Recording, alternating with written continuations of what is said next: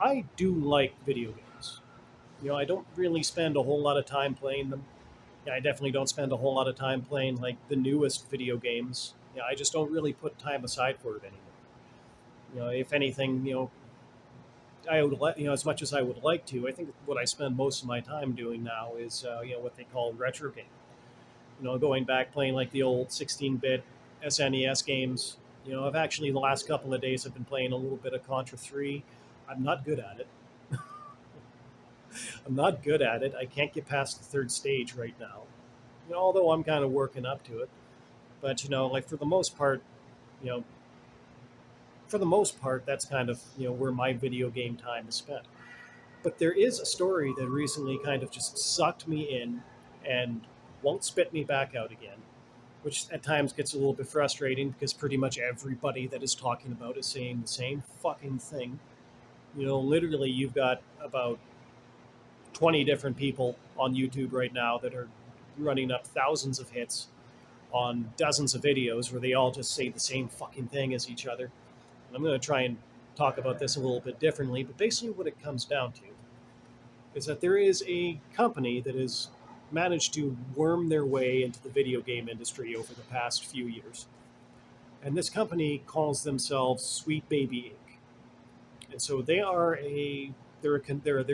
like a consulting firm, and their whole thing, whether they care to admit it or not, is that they inject these woke values into games.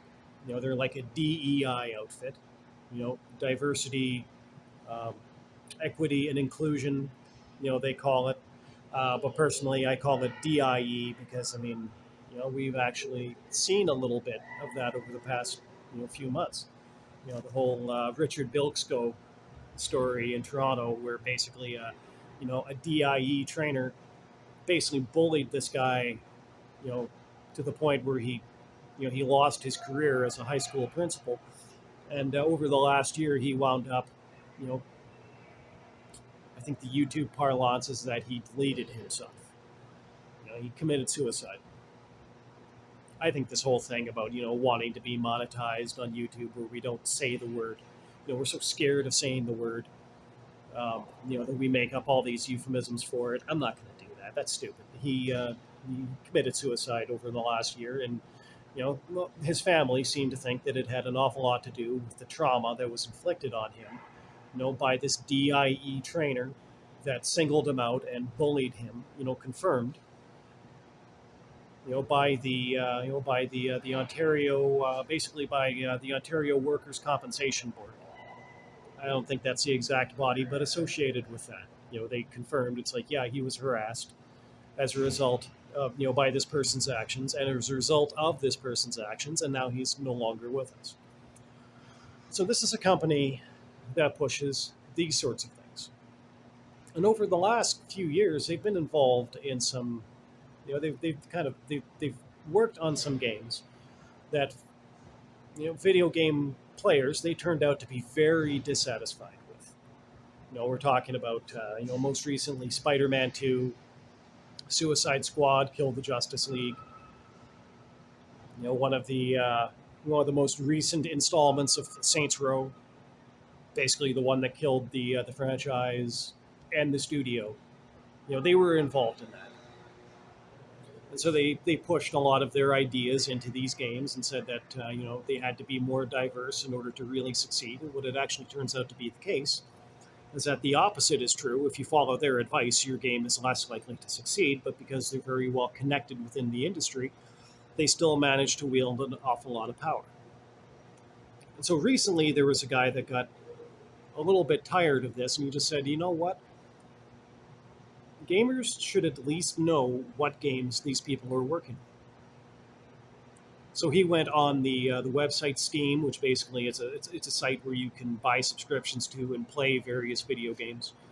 And he said, you know what? I'm going to make a list of all of these games, and it's going to basically say, it's like, you know what? This company has worked on these games. I don't necessarily recommend them, but you can choose to play them or you can choose to not play them. And that's basically all that it was. But these people at Sweet Baby Inc., even that was too much for them to tolerate. And one of their employers actually came out and tried to have this guy, not just have his curator list removed from the site, but he actually wanted to torch this guy's entire account, so that he couldn't play games on the site. They'd lose access to all of the games that he bought subscriptions for, things like that. Just like an extremely heavy-handed, kind of tyrannical response. And so, what we saw, actually more than a decade ago now, I guess right about a decade ago, back in 2014, 2015, is that video gamers, they don't like it when people try to force shit down their throats, try to control their hobby, and exclude them from even the amount of influence, just being able to tell people, hey, I don't recommend this particular game. I don't recommend these particular games. And so people have basically had it out for SBI, you know, quite, for quite good reason, over these past couple of months. This Sweet Baby Inc. detected curator list, I think the last time that I heard, it might actually have more than like 200,000 people following it on Steam. Like, that is an awful lot of the prospective customer base for the products that you're creating to come out and say, it's like, we're not interested in the products that these guys are creating. I would suggest that probably that is the sort of thing that should make this group think twice about the things that they're doing. But of course, these are not people that have, an overabundance of humility, let's just say. So no, there's been absolutely no second thought about it. I mean, as a matter of fact, this particular employee that kind of stirred the whole thing up by trying to get this guy harassed off of Steam, he's kind of doubled down on it. He's come out and said that the everybody on this group are a bunch of Nazis, and that's the reason why Steam should remove this list, even though there's actually nothing there that violates the Steam rules.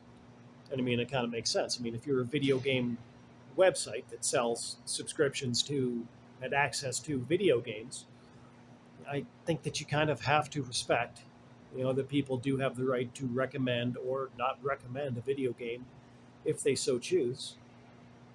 Yeah, but apparently that's just not good enough for these people, because they seem to think that they are entitled to fly under the radar and not accrue negative attention, even when their behavior is absolutely atrocious. And to me, I find it particularly frustrating because I don't necessarily think that these are people who are, actively and deliberately out to ruin video games the way that some of their detractors say that they are. They have detractors who say that they are deliberately trying to ruin video games. And no, I don't really think that's the case. I do think that deep down, and this is something that you won't hear almost anywhere else, I do think that these are people that do genuinely believe that what they do, would improve this medium.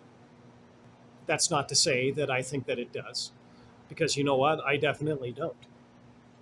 I think that what they do, more in terms of like the way that they do it, rather than what they're trying to accomplish, I think that they are actually making video games worse. I don't think it's deliberate, but I think that they do. And the simple fact of the matter is the decreasing, the decrease of customer satisfaction with the games that they work on should be evidence enough for them right then and there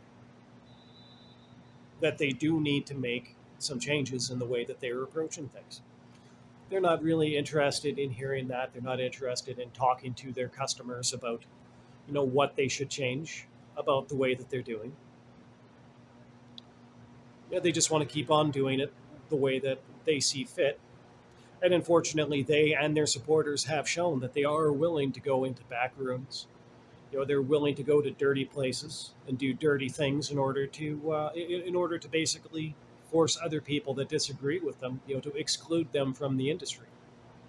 I think that's actually, that should seem like it's pretty ironic when you consider that one of the things that they preach about is inclusion. It's right there in the DIE, it's the second one. If you read it out the way that that they would prefer it to be read, then it's the third one. The way that I like to read it, it's the second one. Diversity, inclusion, and equity, DIE, which, because as I've mentioned before, that is kind of the effect that they have tended to have, not just on the industries that they work in, not just say, in movies. We've definitely seen that. We've seen some franchises, either die out or on the verge of dying out, becoming vulnerable to being killed off in the market because of things that these people are pushing into them. But, with the case of Richard Bilksgo, yeah, we see that with people. And I honestly don't think that that's the intention, of anybody that is working in that particular field.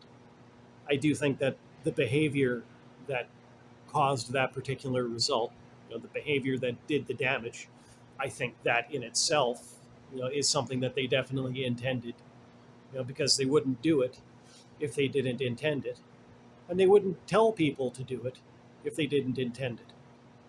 That is a little dirty little secret that they don't really like to acknowledge. But when you actually look at some of their instructional materials that they hand around to people who are going to be DIE trainers, it actually tells them it's like you have to be ruthless and you have to suppress, any kind of what they call, resistance. So if they're in there and they're telling them that, straight white males are the bane of society and they're the root of all evil and that they oppress everybody else around them, regardless of whether or not they themselves have actually participated in any kind of oppression or done anything oppressive, and anybody questions that, well, then they are told to, it's like you have to single that person out and be ruthless with them. And I think that a lot of these people, I think that that there's a lot of appeal to that for them. And so you see that, and so then you see some of these things associated with the activities, of these SBI people and of their associates. I mean, there was a guy here a couple of days ago from he was the lead counsel of Bungie. I'm trying to think of what his name was again. McGowan, Don McGowan, a lawyer, lead counsel for Bungie.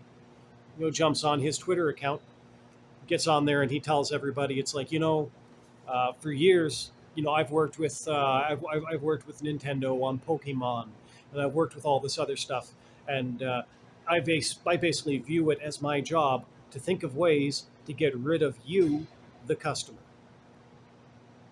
If you don't agree with what we're doing, or if we decide that we just don't like you, it is my job to figure out ways to get rid of you.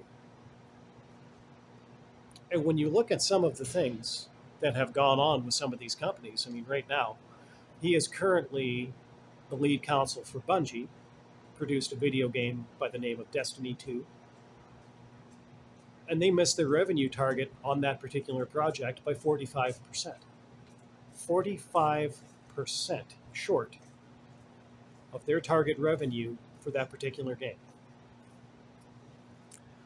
I think that it should behoove somebody at Bungie to ask themselves the question, would we have missed our revenue target by that much if we hadn't hired this idiot to get rid of our paying customers? Maybe he's the one that we should get rid of. As a matter of fact, I think that if you're a shareholder in Bungie, I think that you should be contacting the the executives of that company and telling them, hey, this guy, he's got to go. We don't need to employ anybody whose job it is to get rid of paying customers. We don't even need to employ anybody who thinks it's their job to get rid of paying customers. So this guy has to go. And then if they don't fire him, well, then you go back and you basically you have to file a lawsuit against them now to basically force them to get rid of this guy. Because, they're actually, there are laws on the books that basically say that corporate executives, they have to act in the best interest of the shareholder. And I would say that a guy that, arguably has a very heavy hand in one of your company's, a project by a company in which you're a shareholder, and he has a very heavy hand in that project missing its revenue target by 45%. almost half, I'd say that is probably a guy that you should be able to force them to get rid of. Anyhow, that's actually been another, that's kind of sidetracked myself again. I don't think it's unreasonable to suggest that video games should, the video game industry should be a lot more responsive to the paying customer than they are to some, consultant sitting in a back room, who doesn't really have any place being there, or some corporate lawyer. I think this industry should be a lot more responsive to the paying customer than to any of those idiots. And you would think that a financial catastrophe like Suicide Squad, Kill the Justice League, or Destiny 2 would be enough to convince the people who make the decisions at the top level of that particular industry. At the level of AAA games where they're spending hundreds of millions of dollars to develop a game, and now they need to make their money back. It seems to me to be only logical that the paying customer should have a lot more priority in that than Don McGowan backroom asshole. I mean, if you buy my premise that most of the people that are involved with that at least mean well, they mean to be doing good things that are good for video games, and I think actually in some cases, if done correctly, even will be good for the video game industry. They want to do good things, they just don't know how. Even if you buy that particular premise, I think that we are well past the point where we extend, that kind of courtesy to people who don't even intend to do well. Who don't even intend to do good things. Guys like this Chris Kindred at Sweet Baby Inc. or Don McGowan at Bungie. I don't think that we need to get rid of anybody who believes in DIE or DEI. I think if they're acting in good faith, you could even say that's actually appropriate. But I think that we do need to get rid of these bad faith actors. As much as I would like to think that it can happen, it's a little bit hard to invest a whole lot of faith that it will happen when it didn't really happen the last time, that there was a Gamergate, level conflict within this industry. I know a lot of people that were associated. I have heard commentary from a lot of people who were associated with Gamergate who insist that they won, and it's like, well, I feel like if you had won the last time, then you wouldn't even have 2.0. You would never need to go there. So by no means would I suggest that you won last time. But if you don't win this time, it does strike me that it's entirely impossible, given some of these financial losses that the industry has absorbed on account of the activities of these people. I think if you don't win this time, that it is entirely possible that there might not be a next time, because there might not be an industry for you to even have this conflict over.